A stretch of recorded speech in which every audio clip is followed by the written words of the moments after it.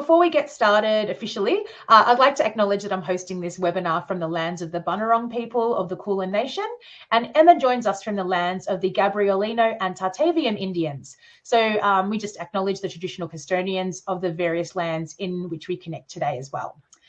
So now we're about to delve into the real value of social media for your business and how you can justify spending hours and money on creating an online presence. So I hand over to Emma to get us started. Sweet. Thanks so much, Mel. Thanks everyone for joining. There are a lot of people here, which is a little bit daunting to me, but I'm just going to pretend that you're not here, except for when you interact in the chat. Of course, I will not ignore you. As Mel said, please feel free to put questions in. I'll see out of the corner of my eye if there's stuff that I can answer on the fly, but otherwise Mel will monitor all of that and give me the questions at the very end. Also, before I get going, there will be a little bit of like crowdsourcing / interaction throughout. So stay close to your keyboards because I'm going to want to hear from you during the presentation. So yeah, that is all I have to say. So I'll just get straight into it. All right, so the goal for today, before we get going, the goal is to leave this session understanding the importance and the value of social media for business, knowing how best to invest time, energy, and potentially money towards our social media strategies, and ready to maximize our social media ROI. So it's very interesting that we have both kind of like a 50-50 split almost of owners and employees, because I think especially from a business owner's perspective, it can be really difficult putting time and effort into something, especially when you're not necessarily seeing that direct monetary return immediately. I think that's something that like I've had to explain to business owners in the past on why social media is so important. And it's kind of the different metrics that we're looking at to calculate that return on investment. And I know as an employee, it can be difficult too to justify the return on the investment on you, right? And to justify the return on the social media activity that you're putting out there. So I'm really glad to see a mix of both, because I think this will be great for business owners and also for employees to go to their business owners and say, hey, this is why this is so important, and we need to give it a red hot crack. So what we're going to cover today is a few stats to kind of start us off. Then we're going to look at the difference between traditional ROI versus social media ROI. We're going to look at some of the different return metrics that we look at in social media. And then we're going to talk about the investments that we put into social. We're going to talk about ROI calculation, how to improve social media ROI, and then how to read insights as well. I love seeing people pop into the chat. It's great. Keep going. So first, let's set the scene. Why are we talking about social media specifically? Well, because we know, I mean, if you don't know, for the newbies, the primary target audience in the wedding industry is women aged 25 to 35. Of course, you're going to be dealing with other audiences such as men, older women like mother of the brides type audience. You know, you're going to be dealing with same-sex couples, etc. But our main primary audience, the people that we're talking to the most, is women aged 25 to 35. 53% of all social media users are adult women. So more than half of the people using social media are in our target demographic. 81% of female social media users aged 19 to 40, so our age bracket is in that bracket, use Instagram first as their like preferred social media platform, followed by Facebook as the second most popular platform for that same age bracket. And TikTok is on the rise. So 42% of users for TikTok. Oh, excuse me. Also, I have a little bit of a cough. So if I have to stop to cough or drink some water, apologies in advance. TikTok is on the rise with 42%. So their biggest user bracket, aged 18 to 24. So they're not quite there yet, but in a few years, they're going to be entering our target demographic, followed by 31%. So that's their second biggest user percentage, is our target demographic. So we need to start thinking about TikTok a little bit more. Over 83, this is based on our surveys that we've run over the last year. Over 83% of Australian couples are influenced by social media when it comes to booking their suppliers. And when asked where the first place they go to further research a supplier after finding them on Easy Weddings. So when they find you on Easy Weddings, they find your storefront on Easy Weddings, it's very rare that they will immediately inquire after just that one touch point. They're going to want to research you more. They're going to want to see, they're going to want to see your website. They're going to want to see your socials. They're going to want to research you more to know whether or not it's even worth their time investment to inquire with you, if they're even going to want to have you at their wedding, if you're a potential supplier for them. So after they found you on Easy Weddings, the first place they go to, 86.7% of Australian couples said they go to Instagram. They don't go to your website. They don't Google you. They don't look at your Facebook reviews. They go look you up on Instagram. So it's so important to put your time and effort, especially for our target demographic, into Instagram. And I'm going to show you how to do that, or why to do that, etc. All right. I was just going to say, in the previous previous webinar that Emma hosted, which we'll link to in the email after this, she mentioned that it's best to, if you're just sort of a kind of beginner, or you're delving into social media, it's best to sort of focus on one platform and just really nail that, and then repurpose that content on other platforms. So for example, if you, because weddings are so visual and your inspo is going to be so visually kind of stimulating, Instagram is going to be a really great driver for, for your business and for, for potential bookings. So we, encourage you to sort of focus on Instagram, as we do on Easy Weddings as well. Put a lot of your effort into that. Make rather than sort of be, a jack of all trades, just, try and be a master of one. So maybe focus on Instagram, put a lot of really good content reels, and then you can share it across TikTok and then other platforms like Facebook too.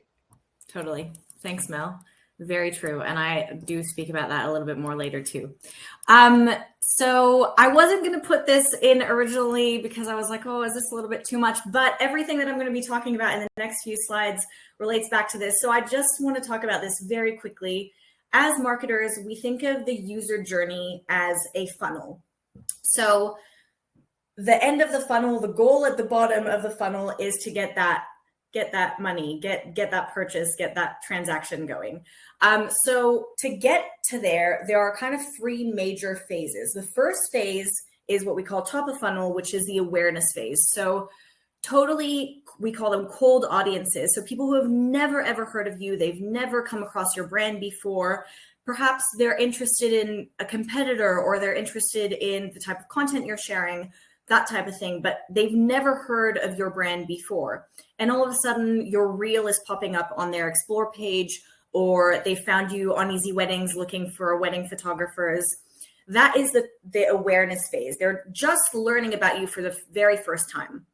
Then we have the consideration phase, which is, they've come across you a few times, and they're considering you for their wedding. They're tossing up between a few suppliers, a few different photographers, or, bridal boutiques, but they're not quite sure yet if they're ready to pull the trigger. So they might have found you on Easy Weddings and then they've researched you on Instagram, or they've seen you a few times on Instagram and maybe now they're giving you that follow because they want to see more of your content, that type of thing. But they're not quite ready to go onto your website, or they're not quite ready to send you that DM to ask you about your pricing, that kind of thing. They're just in that consideration phase. And then the bottom phase, which we call a hot audience. So the middle is warm, cold, warm, hot, is the conversion. So they're ready to send, they've sent you that inquiry. They're ready to, know all about your product, and they're ready to hopefully give you that money and get that transaction going and book you for their wedding. So that's all I'll kind of say about this, but just picture this visual as we go through the next few slides because it's quite relevant. So I'll just move on. Now, what is ROI? So ROI stands for return on investment, if you didn't know. So in business, investments are the resources that we put into improving our company, our business, such as time, effort, money, energy. The return is the profit that we make back as a result of that investment. So whatever you put out there to improve, grow, keep your business going, whatever you make back from that, that is your return on investment. So we generally define it as the ratio of net profit over the total cost in the investment. So basically, how much money you made back from how much money you spent. That's just the easy way to put it. For social media, it's a little bit trickier to calculate because there's not that immediate profit from social media. There's not that immediate transaction. People have to go onto your website. People have to inquire with you. It's a little bit different. For example, if you're a clothing brand and people just have to send you, like, put their card details in the portal, and that's an easy ROI calculation. With social media, and especially for service-based businesses, it's much more difficult to calculate. In most cases, social media marketing encapsulates areas like brand awareness, customer engagement, retention, acquisition. These areas are not very easy to measure in terms of monetary gain. So when we're thinking about that funnel that we spoke about just before, we're really looking at that top and middle section. We're not so much looking at that bottom of the funnel because it's hard to create a transaction on social media. It's not impossible, but it's quite rare.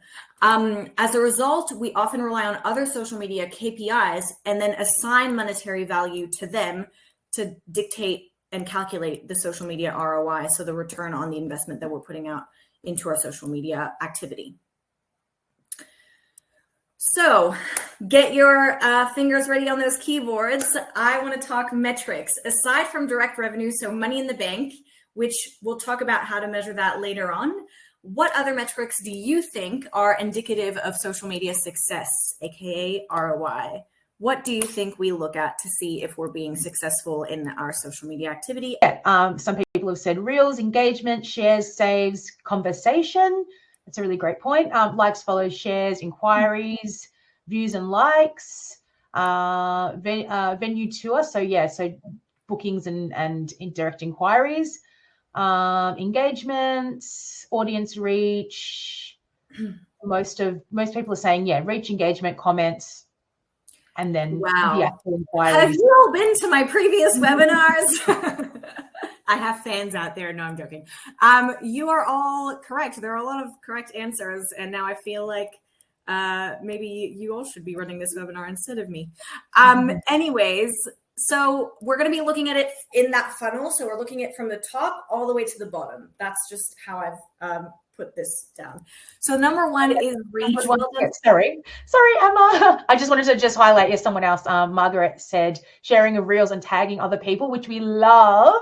Yes, we do love. And I love to see funny reels and, relatable content that my friends share around as well. So because our demographic is in that age group that likes to share content, and perhaps their bridal party, there might be a maid of honor or a bridesmaid, and they'll be like, oh, this is you, haha. We love that. Yeah, totally.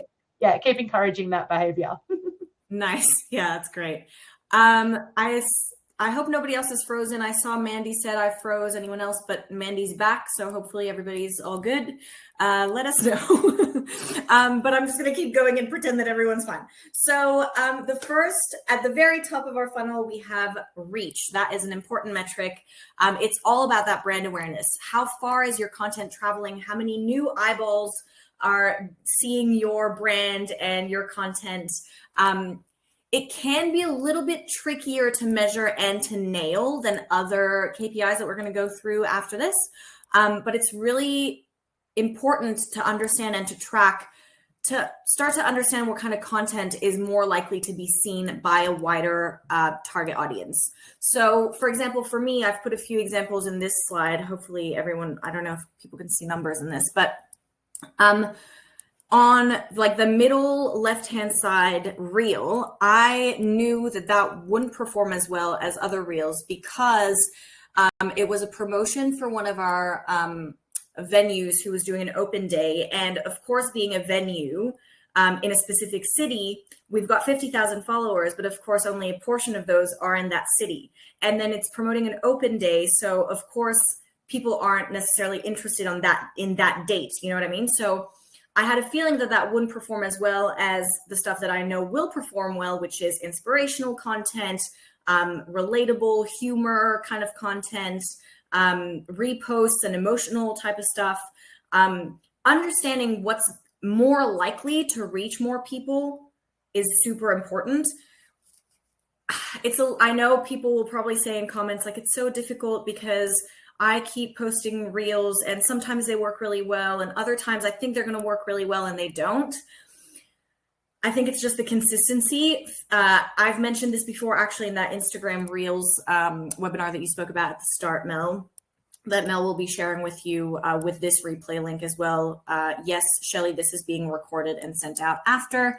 So I spoke about this, but the more you put out there and the more consistent you are and frequent you are with the content you put out there, the more the platform will reward you by reaching new audiences, by letting you reach more new audiences. So that's really important to really understand what is more likely to reach new people. The second metric is engagement. We had that one a lot in the comments as well. So this metric demonstrates the level of interaction that your audience has with your content. Are they liking? Are they sharing? Are they saving? Are they tagging you? Are they commenting and starting that conversation?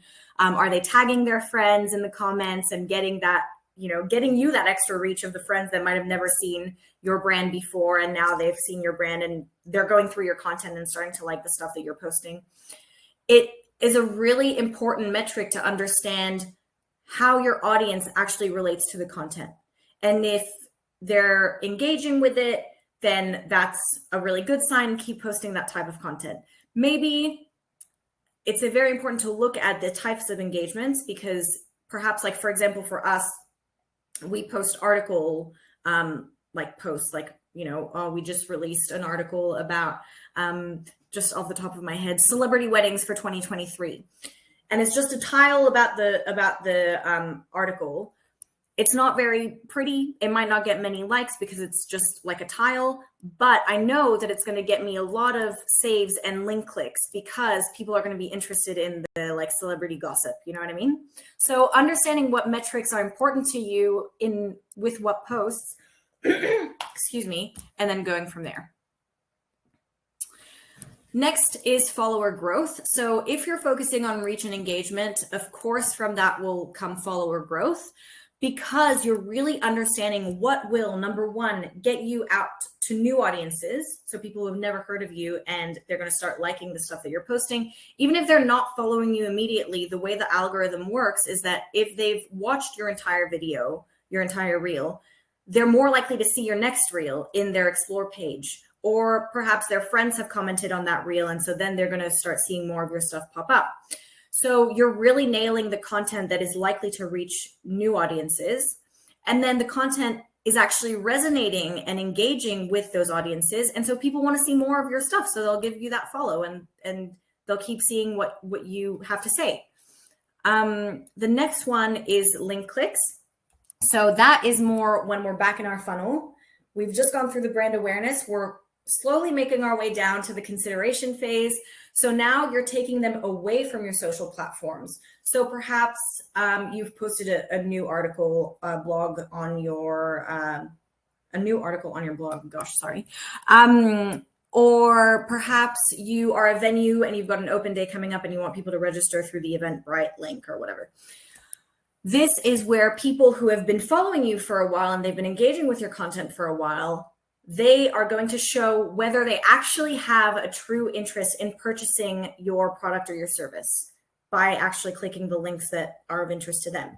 So now they go from cold audience to warm audience because they're considering your brand for their wedding or for their event.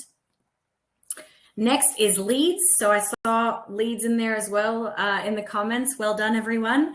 So this one is whatever kind of outreach. So it might be social media outreach. So you're getting, I know a lot of you out there get a lot of DM kind of inquiries. So not necessarily through your website or through Easy Weddings, but they're coming direct through your Instagram or through your Facebook, or through your website or through your Easy Weddings storefront. Often these won't happen immediately though. And I think we said this a few times already, but it takes a little bit of time to stay in that consideration phase. Obviously with the wedding, there's a lot to consider and they're looking at you, but they're looking at your competitors. And one thing that I really want to drive home with this one is how important it is to stay consistent with your socials on this, because if a couple has found you on your Easy Wedding storefront and then they've started following you on Instagram, but they've also found your direct competitor and maybe 2 or 3 of your direct competitors, and they also started following them. And those guys are posting every day or every other day, and you haven't posted in 10 days. They're not going to remember you. They're not going to want to become a lead because they've got these other suppliers and these other businesses front of mind. So that's really important, because it very rarely will happen immediately. I mean, I'm sure you've had people who said, oh my God, I saw your Instagram, I just had to have you as my supplier, but very rarely. So you have to make sure that you're being consistent and really investing that time to get that return. And just on that too, it's just important to highlight the sort of buyer cycle. Like, we know that our engaged couples are engaged for about 2 years. So, you've got 24 months of browsing time potentially. I mean, obviously it depends where you are, where your supply category is in that sort of buying cycle. Like, if you are a celebrant or venue, you're very early in that sort of 2-year process. But if you are potentially a wedding transport or even hair and makeup, depending on how much that is a priority for your couple, it might be closer to the sort of 20-month mark. So yeah, it's really important, as Emma said, to keep that consistency and longevity in mind. Yeah, definitely. Thanks, Mel. And the next one is conversion. Obviously, that's where the money comes in. Did your lead actually end up purchasing or booking with you? This one, I mean, that one's kind of up to you. At this point, they're off your social media. They've already inquired. They've probably spoken to you. Hopefully there's been a good vibe and they matched with you really well, and then take the money and run. No, I'm joking. But, the transaction happens. So in your opinion and experience, get back to those keyboards, get ready. What is the biggest indirect cost / investment associated with social media for business? So not putting money into social media. What is the other biggest investment that you have to put into your socials to get a solid return? I'll have another sip of water. So Hayden O'Neill says time. Shelley said time. Yep.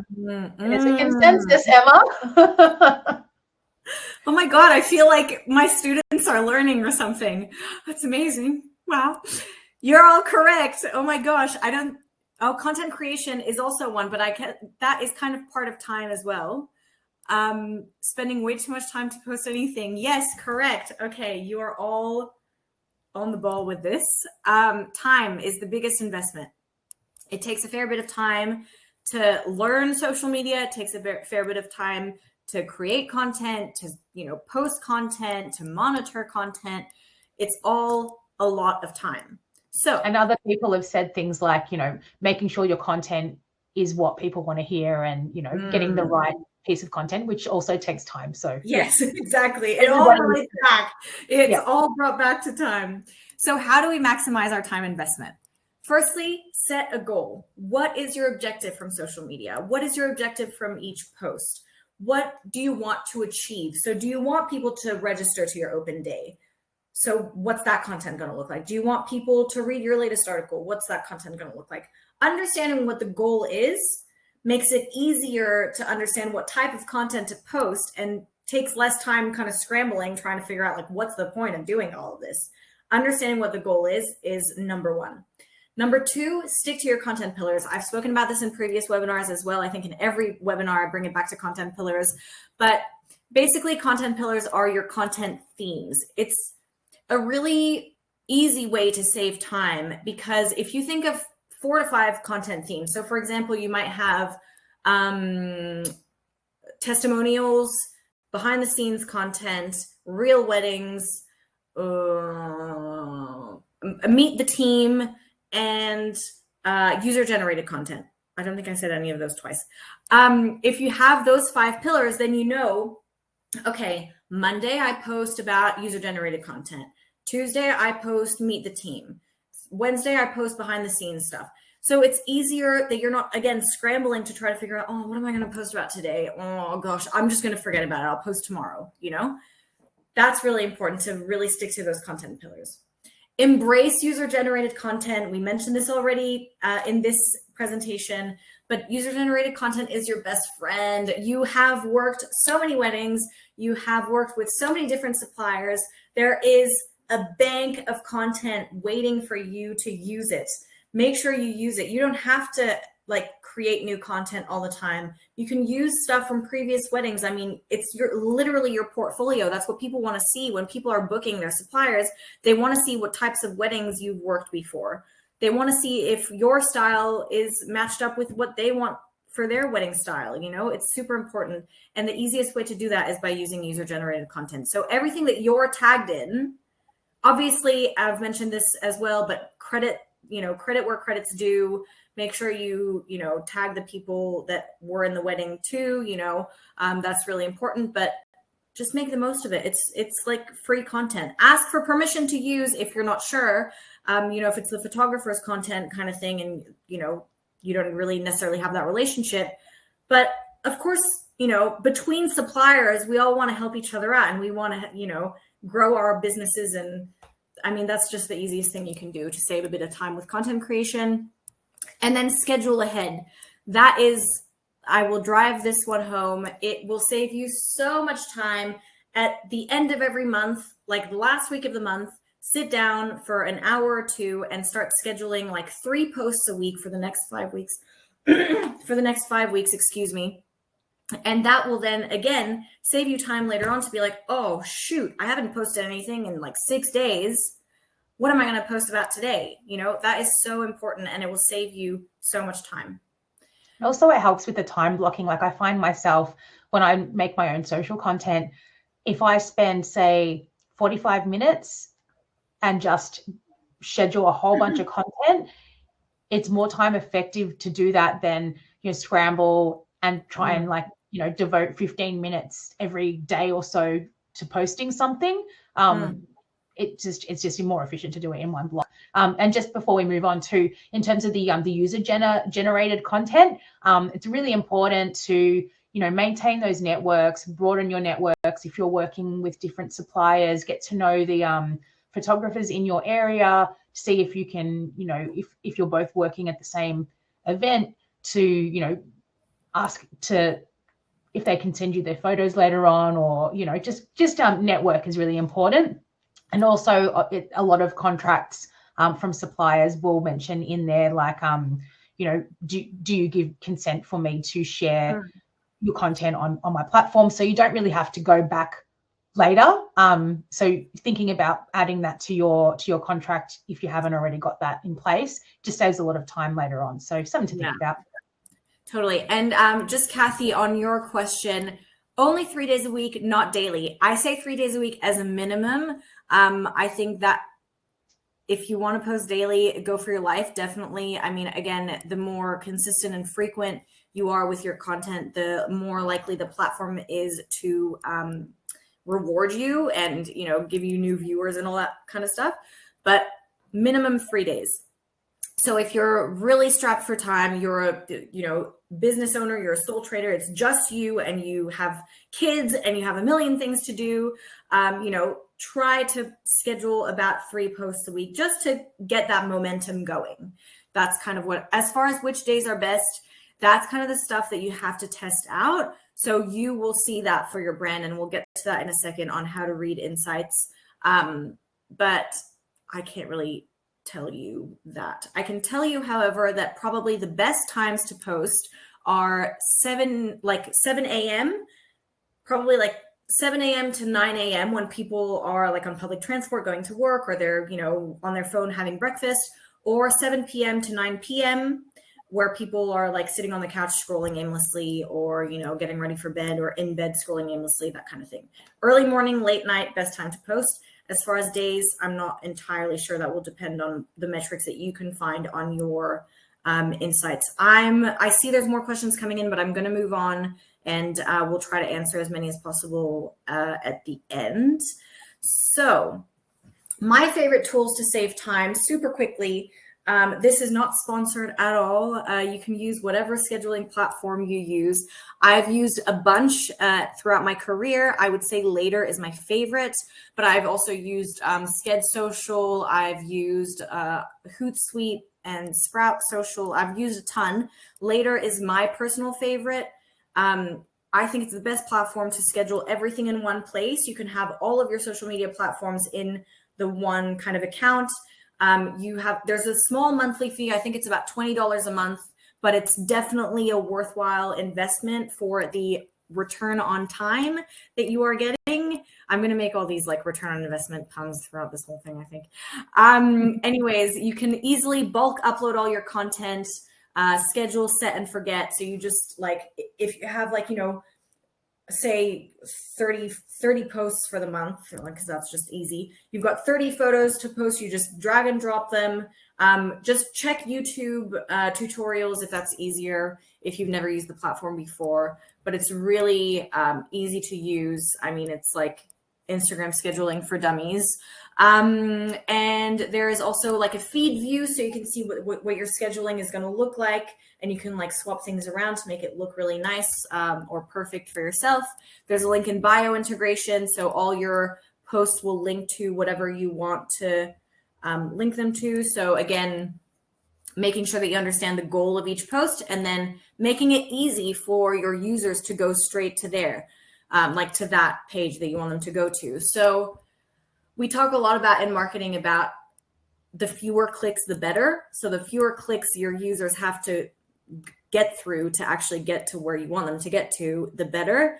If your only link in your Instagram bio is your, homepage URL, easyweddings.com.au, and that you never change it, but then I'm talking about my celebrity wedding article that I want people to read, they're not going to scour through my website and try to figure out where this article is. They're going to land on the homepage and go, that's not what I thought I was going to, and leave.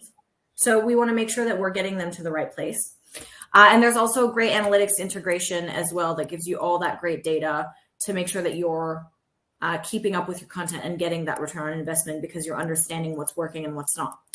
And then also, I love to use the Instagram in-app capabilities. It used to be that Reels were really clunky and difficult to create in Instagram. Now it's like TikTok, it's like Instagram and TikTok. Instagram brought Reels so that you didn't have to leave the platform to go to TikTok to see those videos. Instagram is now bettering the Reel capability so that you don't have to go to like CapCut or whatever other app you are using to create your Reels. They want you to stay in the app. They want to keep you there. So I think that's a really good one. I rarely use other apps unless I have anything specific to do, but I most often use the Instagram Reel creator and then also Instagram Insights. I'm Instagram Insights every day. I'm not saying that's what you should do. It's just my full-time job, so I get paid to do that. But I love seeing how every post is performing. Has this post gotten like not many likes, but a ton of saves? Why is that? Just really analyzing how every post is done so that next month when I sit down at my desk for that 2 hours, I know exactly, okay, this is my goal with this post. This is my goal with, this messaging. This is my goal with this link that I'm putting in my story. Just a quick one. There's a couple questions on different types of apps and functionalities. Margaret has asked about Canva for creating and scheduling. Would you recommend that functionality?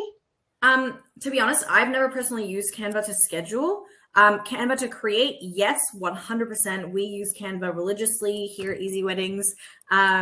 It definitely for creating. I can't say that I've used the scheduling tool, but I mean, definitely give it a go. And if you're happy with it, I mean, it's really completely up to you. As long as it's something that you feel is easy enough and it's saving you time and you're not going, oh, why is this not working? Or why did my post not go live when I thought that I'd scheduled it? That kind of thing. Go for it, whatever you prefer. But what I'm trying to say with Later is mostly use a scheduling tool, use something that is going to schedule stuff on multiple platforms. That's so much easier. And that's also going to give you some insights as well while you're at it. Highly recommend. I also am not sure if Canva have a link in bio type functionality, sorry. But they might. I wouldn't put it past them because they're pretty great. There was a question from Karen about tagging on later. From my experience, and Emma can correct me if I'm incorrect, when I go on to use later and I tag someone, it doesn't come up with a preview that you've tagged them. For me, I just have to make sure that I've spelt everything correctly and tagged the right handle. Yes. So there's a little bit of it's a bit clunky in that way. Yeah. But make sure that they're tagging the exact spelling and that kind of stuff. Make sure if it's an underscore, make sure it's exactly correct. Obviously, I usually make sure that as soon as it's gone live, I just check it live. And if I need to make an edit, if I've tagged the wrong person, you can do that. But yeah, that's a bit of a downfall of that. There was a question from Brian as well about what is the advantage of something like Later over the Meta Business Suite? I know that you touched on a few features. Do you want to just cover some more highlights? Yeah, I mean, firstly, I think I really like the feed view capability on Later. I think that's a really great one to see what things are going to look like. I find the Meta Business Suite personally a little bit clunky and difficult to use, and there's just a lot of different tabs and pages. It's not as user-friendly in my personal opinion. I do use it for insights, and I'll get into that in a sec. But I mean, again, it's just a question of preference. So if you're happy using the Meta Business Suite for your scheduling and you find it, fine to use, and obviously it's free, so that makes it a little bit more appealing probably, go for that. But again, what I'm trying to drive home here is make sure that you're scheduling your content in a platform that you're finding really great to schedule with and really user-friendly for yourself. I'm going to keep going because we're already 42 minutes in. So now let's talk about the most daunting investment of them all. What do you think is the scariest thing to invest into your socials? Okay, we've got a few saying boosting, advertising, money, going live. Yeah, that's a hard one too. Boosting, all of that. Okay, great. Well, the answer is money. Money's a really scary one to put into social media, especially because we don't have that direct money back immediately. We don't know exactly how that money's coming back to us, if it is at all. So how much money do we put into social media? And how are we going to know if it's coming back to us? That's a really scary part of the social media investment. So what are your main concerns when it comes to investing money into your socials? If you want to add. Already had a few people say putting their face on camera, going live, and the anxiety that comes with, being present. I can say from experience, it's really intimidating. And, you might see people out there that look like they're naturals, but I can tell you it's really intimidating. But it's really great recognition when people DM you or you see them in real life and they say, oh, I know you from Instagram. Oh, I recognize you, Mel, from Easy Weddings. Like that brand recognition is worth the anxiety. So I would definitely recommend trying to get comfortable with that. Based on that as well, I will say, if you follow us on Easy Weddings, if you don't, go do that because, what are you doing here? But at Easy Weddings, at Wedding Supplier Network, go do that now. But I put myself out there on our social media pages, and still it takes me quite a few takes to be comfortable with what I'm putting out there. And still, I'm usually like, oh my God, this is like, oh, what am I doing? Is this going to work? Is this not going to work? You just have to kind of do it. The great thing about that is showing your personality sets you apart from your competitors. It will show people why they might want to work with you as opposed to work with one of your competitors, how they relate to you, if you seem really fun and cool, or if you seem like a very warm kind of person, whatever your personality is. Thank you, Mel, for putting those in there. That's a really important one. But I'm just going to read through a few ROI scary. Having to keep up with regular posting. Okay, there are some great, ROI. You put what you can afford. Yep, totally. Okay, thank you everyone for participating. I'm going to go to the next slide. How do we maximize our cash investment? Here are my kind of tips. Firstly, again, know your objective. So for all of your ads, understand what the objective is. Are you trying to get traffic to your website because you've posted a new blog article?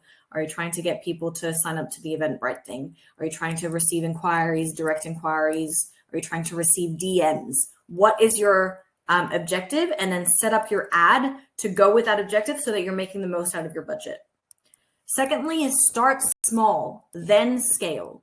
So if you think to yourself, okay, I've got $1,000 to spend for the month. I mean, I was going to say that's quite small, but it depends on the business. If you've got $1,000 to spend for the month, don't straight away, if you've never run ads before, if you've only done a few ads in the past and you don't know if they've worked really well, don't put $1,000 straight up. Perhaps put $150 into 3 different ads and test out creative, test out messaging. Put those up for a week. Don't leave them on for a day or two and then say, oh, nothing worked. I already spent $75. I can't do any more. You've got in your head, my budget is $1,000. So I'm going to test things out. I'm going to slowly test things out. So I've got 3 ads going for $50 each. I've given it 5 to 7 days. After the 7 days, I go, okay, ad A and ad C performed well. Ad B, not so much. I'm going to turn ad B off. And I'm going to put another $150 in, and I'm going to split it between those 2. And then at the end of the next 5 days, okay, ad A, not so much. Ad C, yes, let's keep going with that. And now I've got $700 left. Yeah, I think that's right. $700 left for the rest of the month. And I'm going to put that towards ad C, keep monitoring. So, don't just go, okay, $700, set and forget. Keep monitoring, but start small and then scale. Don't put all your eggs in one basket. And then this last thing is be timely. If you've got a really small budget to work with and you've never done this before, understand when people are going to be wanting to look you up. So especially like if you're a venue, you know that you're probably the first thing couples are going to be looking up when they're starting to plan their wedding, right? So we know that the top period for engagements is from Christmas to Valentine's Day. So we're going to start putting ads up with our bigger chunk of the budget between January and March to April, because that's when people are going to start, okay, oh my God, I'm engaged. How exciting. I'm going to start looking for wedding venues. And then they're going to be interested in what you have to say. And they're more likely to click and be interested in your product and actually purchasing your product or service, or at least inquiring with you, or discovering you more, or following you on Instagram and putting you in that consideration phase. So make sure that you understand the times of year that suit your business more and put your budget towards that. So if you've got $12,000, $1,000 a month, right? $12,000 for the whole year, maybe put $6,000 in the first 3 to 4 months instead of the first 6. So you're really maximizing that budget towards the time that people are going to be more interested in your product. Oh my gosh, we're already 15 minutes. Okay, so without direct ROI, how do we calculate our monetary gains from social media? This is a little bit of a calculation. I will show you a more easy to read slide after this, but understand the user journey. So from why monthly link clicks, this is a very easy way of thinking about it, okay? Why monthly link clicks? You receive X inquiries, and from X inquiries, you receive Z conversions, so like bookings or purchases. If social media represents 20% of total link clicks, work backwards from that and start setting your benchmark that way. So from there, you know what the cost of your service is, and you can multiply the cost of your service by what you attribute to social media inquiries. And then based on the type of investment that you've put out there, so for example, if it's your time and you've given yourself an hourly rate, so if you're a photographer and you time yourself at $200 an hour, that is your time. You've worked X amount of time on your social media, or the money, so you've put money towards your ads, divide that return by your investment to calculate your ROI. So this is an example. So if I get 1,000 monthly link click, again, I'm not great at math, so I've used very simple numbers. I'm not saying this is what it should exactly look like for you, but this is just so to simplify it for your brains and for my brain especially. 1,000 clicks in a month, 250 inquiries from those 1,000 clicks, 25 conversions from those inquiries. My percentage of link clicks from social media is 20%. So every time I get 1,000 link clicks, 20% of those 1,000 is from social media. So I'm attributing 5 conversions from social media because that's 20% of my total conversions. So my service, I'm a photographer. I only have one package. I'm very specialized. My package is $5,000 flat. That's it. So I can do 5 times. So as in the attributed social media conversions, 5 times the cost of my service, which is $5,000, which then means that my total return is $25,000. Now to get to that, I worked 10 hours at $200 per hour. That's my personal fee. So I've invested $2,000 worth of my time, and I've also put $1,500 into social ads. So total, I've invested $3,500. So I can now calculate that my return, $25,000 on my investment, $3,500, is 7.14 times. So it's a pretty good return, in my opinion. I would say that was worth the time and the money. So that is how you would calculate that return on investment. So now, my top tips for improving your social media ROI. I've got 10. Firstly, know your audience, know what they're into, know what gets them going, know what gets them commenting and sharing and saving, etc., and work your strategy based on that so that you're not wasting, again, your precious time putting stuff out there that they don't really care about that's not going to get you any kind of return. Number 2, experiment with content. So even though, you've got your content pillars, it's still important to try to figure out what makes your audience click. And perhaps you've seen a competitor do something that you've never done before, and you have an idea on how to do it for yourself. So maybe you want to experiment with that and see how it works. But perhaps that competitor actually has like different audience style, their style of wedding is not really what you have to offer, and so it doesn't work for you. That's fine. Fail fast, as they say. Just keep going. Number 3, optimize and tailor. I mean, this goes with all of this. Also optimize based on time to post. So that will also show you, I know in later, it shows best time to post. I'm not sure it does maybe it does that on MetaSuite actually. But optimize based on when your audience is going to be online and when they're going to interact with your content. User-generated content is your best friend. I will say it until the cows come home. User-generated content is the easiest thing to improve your social media ROI because you're going to be spending so much less time trying to figure out what content to post. And it also shows authenticity and social proof. Yeah, totally. Engage with your audience. So make sure that you're, commenting back and liking the post that you're being tagged in, respond to your DMs, all of that stuff. If people have tagged you in stories, reshare that story or at least like the story. Maximize content. As Mel said earlier in the session, if you've posted something on Instagram that's performed a reel on Instagram that's performed really well, post it to TikTok. If you're posting like a carousel to Instagram, just click that share to multiple platforms button and share to Facebook. Maximize your content, because otherwise that's another kind of like time waster. If you're only going to be using something that could be used across multiple platforms, why not just use it across the multiple platforms? When in doubt, test it out. So this one is mostly for your paid social stuff. Again, test things out, start small, then scale. And use available tools. So, whatever you have used, whatever you've been recommended, again, I recommend later, but it's totally up to you. Use tools available to you to make your life easier and then save you time and energy. Benchmark, measure, and track. So figure out what works really well or what your KPIs should be. So like for me, for example, in my job, I have every week I go through my KPIs. Okay, this is my benchmark. If I'm under this benchmark, I'm in the red. I don't want to be there. So how do I get my content to get me back into the green, right? Benchmark, measure, and then track. And then lastly, learn. So go through your insights and learn whatever those insights are teaching you and move on based on that. So how do you read social media insights and learn from them? This is going to be a very short one. In Instagram, this is from later actually.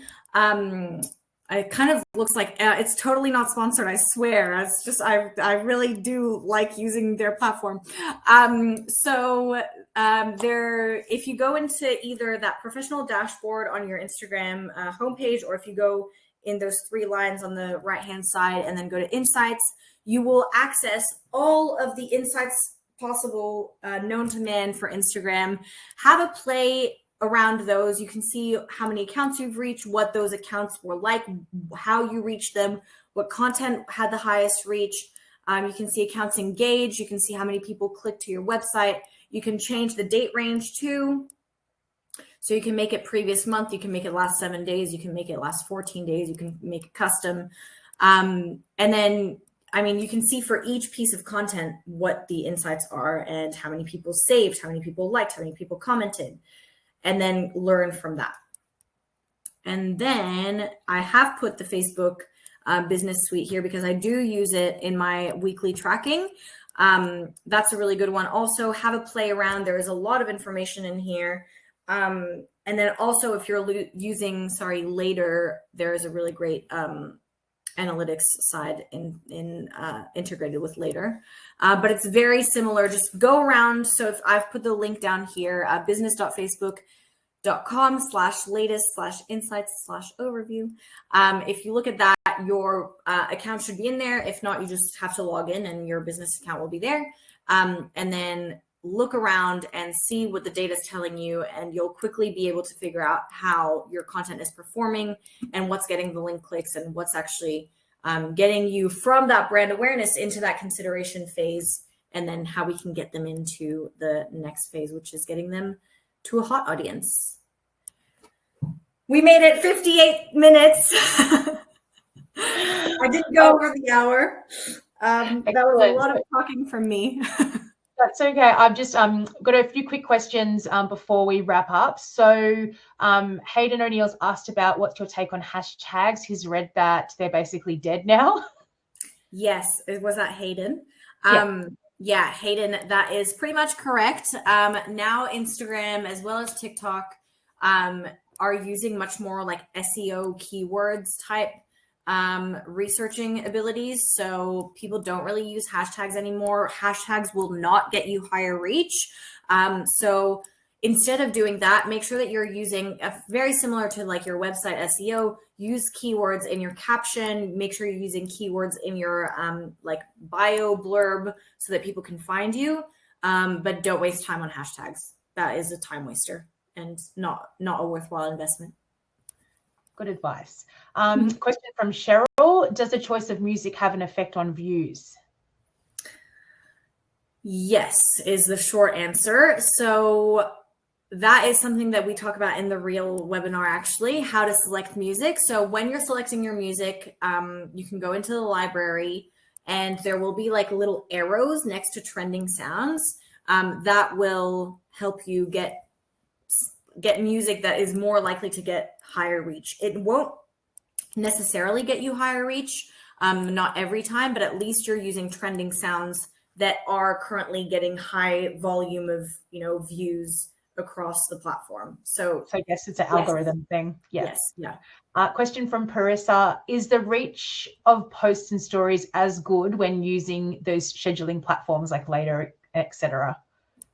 That's a really good question. I would say yes. I don't think it has much effect. However, I would say I have noticed myself. Again, it's like a really interesting thing to test out for yourself. I have noticed for Easy Weddings, I say for myself, but it's just because Easy Weddings is like my baby, but I'm talking about Easy Weddings when I say I post this and, it's we. So what I have noticed is that, like, for example, creating a reel inside the Instagram app versus in CapCut, historically for us, has given us a higher reach than, using the one that's been created outside of the app. However, I don't know how much that is entirely true, but definitely test it out and figure it out for yourself. So test, monitor, and try. I guess that's the advice. Yeah. Just before we go, because we're on the hour now, and a few people will have to go back to work if they're on their lunch break. Just a bit of housekeeping. So we referenced our surveys earlier and our stats on data and stuff. We've got about a week left of our current surveys that we've got running at the moment, and we use the data to create our industry report for every year. So you might have seen the industry report that's currently we released about a year ago. It's a really robust overview of what the industry looks like, how much couples are spending, what our demographic is, what's trending, influencers on their buying influencers and so forth. So we hear from couples, and we also hear from businesses with two separate surveys. In terms of businesses, we've got about 500 businesses who have responded, which is a really great result. We'd love to hear more. The more surveys we have, the more data we have, and the more accurate our information is. And there's also an incentive, $500 gift card to one lucky person drawn at random. So you can scan that QR code and get the survey. If not, we'll also put the link in the replay email to come. So you've got until Monday for that one. And our next webinar, we're going to actually be talking about the data. There's a sort of inside scoop on what we've found from those two surveys from our couples and our businesses. And myself and our Easy Weddings brand manager, Beck, are going to sort of talk about what we've found in that report. So that's a free webinar as well at 12 o'clock on November 2. So again, you can scan that to register, or you can just have a look at the link in our email that will come out shortly. So thanks everyone for joining us. We really appreciate all the questions. It was really great to hear everybody being really active and answering questions and, talking amongst yourselves. So that helps facilitate a really great session. So have a great afternoon. Enjoy your week. And thanks again to my lovely co-host, Emma, for taking the time out.